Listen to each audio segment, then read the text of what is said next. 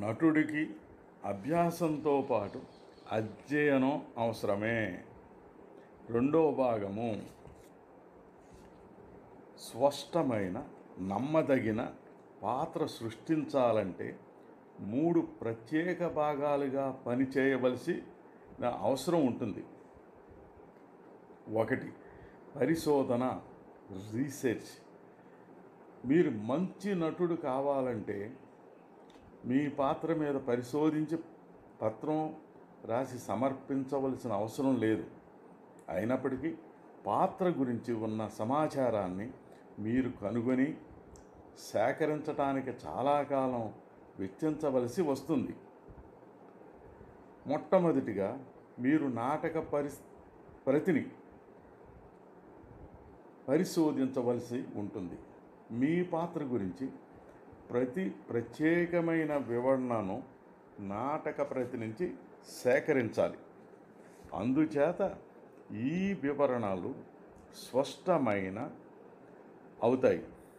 చాలామంది నాటక రచయితలు ప్రతి పాత్ర గురించి కొంత వివరణ గల వాక్యాలను పాత్రల పట్టిక గల పేజీలోనూ, పాత్ర మొట్టమొదటిసారిగా నాటకంలో రంగస్థల ప్రవేశానికి ముందు రంగస్థల సంకేతాలలో భాగంగా వివరించి వచ్చును. ప్రత్యేకమైన ఈ మంచి వివరణలతో పాత్రని వృద్ధి చేయటం ప్రారంభించవచ్చు. ఇంకా ఎక్కువ ఆధారముల కోసం మళ్ళీ నాటక ప్రతిని చదవాలి. సాధారణంగా మాటల్లో మీరు దొరుకుతాయి. అదైనా ఇతర పాత్రలు మీ పాత్ర గురించి చెప్పే మాటలు గమనించాలి. అతి కష్టంతో మీ పాత్ర గురించి ఎంతైనా తెలుసుకోవాలి. మీరు పొందవలసిన కొన్ని ముఖ్యమైన అంశాలు ఉన్నాయి. వయసు, లింగము, జాతి, నివసించిన కాలము, చదువు, ఉద్యోగం, సంఘంలో హోదా, వివాహ స్థితి, ఆరోగ్యం, పౌరసత్వం, సంభాషణల విధానం, భాష, యాస, ఆకారము, కుటుంబము మొదలైనవి. తర్వాత పరిపూర్ణమైన ఆసక్తికరమైన పాత్ర తయారు చేయటానికి నిజంగా కావలసిన అంశాలు ఉన్నాయి. కోరికలు, భయాలు, రహస్యాలు, చరిత్ర, లక్ష్యాలు, స్నేహితులు, విరోధులు, ఈ జాబితా అంతా ఇంకా పెరగవచ్చును. వీటన్నింటికీ నాటక ప్రతి మీకు సమాధానం చెప్పకపోవచ్చును. సమకూర్చిన వాటికే సమాధానాలు కనుక్కోవాలి. ఈ అంశాలు స్పష్టముగా వివరించకపోవచ్చును.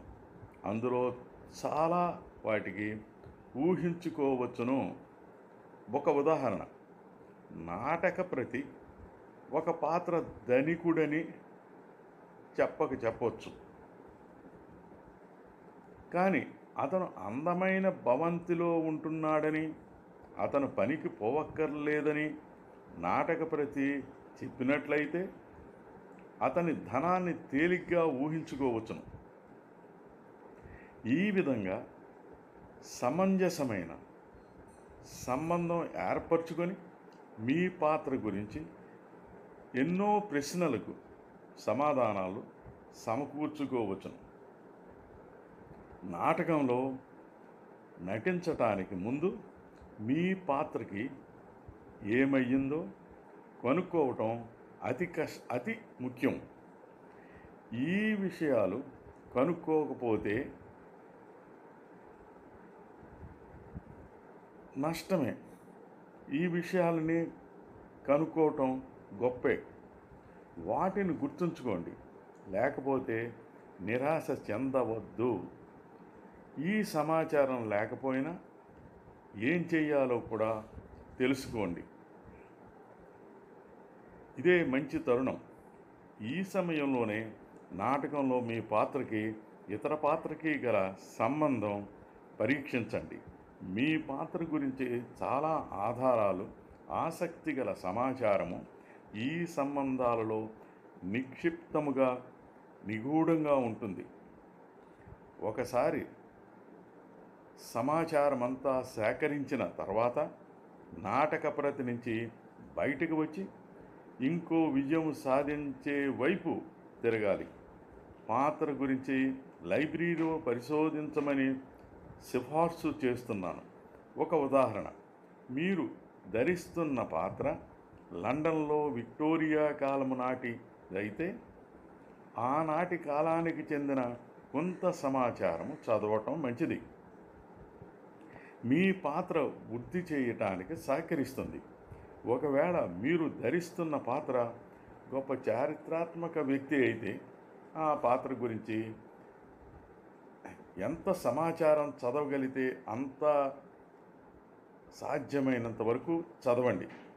మరో ఉదాహరణ, అల్లూరి సీతారామరాజు పాత్ర ధరించవలసి వస్తే ఆనాటి బ్రిటిష్ ప్రభుత్వ కాలం నాటికి చెందిన చరిత్ర, భారత స్వాతంత్రోద్యమంలో ఆ పాత్ర గల అనేక పుస్తకాలు చదవటం వల్ల ఆ పాత్రకు న్యాయం చేకూర్చి విజయం సాధించవచ్చును. తన పాత్ర గురించి బాగా అధ్యయనం చేసిన నటుడు అద్భుతంగా ప్రదర్శిస్తాడు. మీరు గిరిగీసుకున్న పరిధిలోనే ఉండవద్దు. మీ నాటకం గురించి కానీ, మీ పాత్ర గురించి కానీ ఇంకా చాలా ఉపయోగకరమైన సమాచారము ఉందని తెలిస్తే తప్పక సేకరించవలెను. పరిశోధనలో సృజనాత్మక ఉండాలి. అతి ముఖ్యంగా ఈ విధానంలో ఆనందిస్తూ ముందుకు సాగాలి. మీరు ఒక అపరాధ పరిశోధకుడని అనుకుంటూ ఆ పాత్రను అంతవరకు రంగస్థలం మీద సూచి ఉండకూడదని విధంగా పాత్రను తీర్చిదిద్దాలి. మీరు మీ పనిని ప్రశాంతంగా, సంతోషంగా చేసుకుంటూ పోతే మీరు ఆశ్చర్యపోయే ఫలితాలు వస్తాయి. 2, మీ ప్రశ్నలు అన్నింటికీ మీ నాటక ప్రతి సమాధానాలు ఇవ్వడంలో దాదాపుగా దగ్గర వరకు రాలేదు అని నేను ఊహించగలను. విచారించకండి. నాటక ప్రతి మీ ప్రశ్నలకు చాలా వరకు సమాధానాలు చెప్పినప్పుడే ఆశ్చర్యపోవాలి. అటువంటప్పుడే భావనాశక్తి, నూతన కల్పనాశక్తి విధానము అవసరం అవుతుంది. నాటక ప్రతిలోని వాస్తవికతను మార్గదర్శిగా ఉపయోగిస్తూ కనిపించని సమాచారాన్ని మీరు సృష్టించుకోవాలి. మీరు నిర్ణయాలు నమ్మదవిగాను ఆసక్తికరంగాను ఉండాలి. మీ పాత్ర గురించి కనిపించని సమాచారాన్ని మీరు సృష్టించుకునేటప్పుడు పాత్రను కావలసిన మరో పాత్రకు బాగా కావలసిన దక్కిన అవసరాలను కూడా దృష్టిలో పెట్టుకోవాలి. ఆ పాత్ర పూర్వపరాలు కనీసం తెలుసుకోవాలి. దాని గురించి ఆలోచించండి. మీరు ప్రతిరోజు ఏమి చేస్తున్నారో అందులో ఎంతో భాగం చాలా పూర్వం జరిగిన దానిలో కానీ ఈ మధ్య జరిగిన దానిలో కానీ ఆధారపడి ఉంటుంది. అంటే మనం గతంలో ఉన్నదాన్ని బట్టి నేడు మనం ఉన్నాం అని గుర్తుంచుకోండి. నాటకమును ఎల్లప్పుడూ కొంత జరిగిన కథ మధ్యలోనే ప్రారంభమవుతుంది. సరైన కాలంలో పాత్ర సజీవంగా ప్రేక్షకుల ముందుకి ఇతివృత్తం ఆరంభించటానికి వస్తుంది. కానీ నాటక ప్రారంభానికి ముందు ఏం జరిగింది, మీ జీవితంలో నిన్న జరిగిన విశేషాలకి ఈనాటి అంశాలకు చాలా పొంతన ఉంటుంది. అదేవిధంగా పాత్ర విషయంలోనూ జరుగుతుంది. పాత్ర రంగస్థలం మీదికి రావటానికి కొన్ని నిమిషాల ముందు, కొన్ని గంటల క్రితం ఏమీ చేయటం లేదని నటులైన మనం అనుకోము. ఈ ఆసక్తికరమైన పని మీకు గొప్పగా ఆధారం అవుతుంది.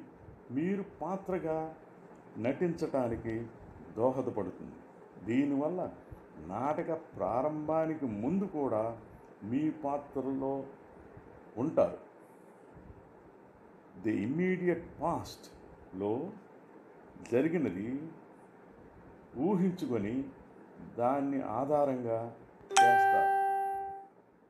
నాటకంలో కొన్ని పాత్రలు ఉంటాయి. వాటిని మీ పాత్ర యొక్క సంబంధాలను నాటక ప్రతి ఎప్పుడూ స్పష్టం చేయదు. ఈ ఖాళీలను పూర్తి చేయటం మీ వంతు వీలుపడితే మరో పాత్ర ధరిస్తున్న తోటి నటుడితోనూ దర్శకునితోనూ చర్చించండి. ఒక స్థాయి లెవెల్ కానీ మరో స్థాయి కానీ ప్రతి వ్యక్తితోనూ మనకి సంబంధం ఉంటుందని మనకు తెలుసు. మీకు తెలుసుకోవటానికి ముఖ్యమైనది ఆ స్థాయిలు మీ పాత్రకు ఉంటాయి. మరో కొన్ని విషయాలు మరో భాగంలో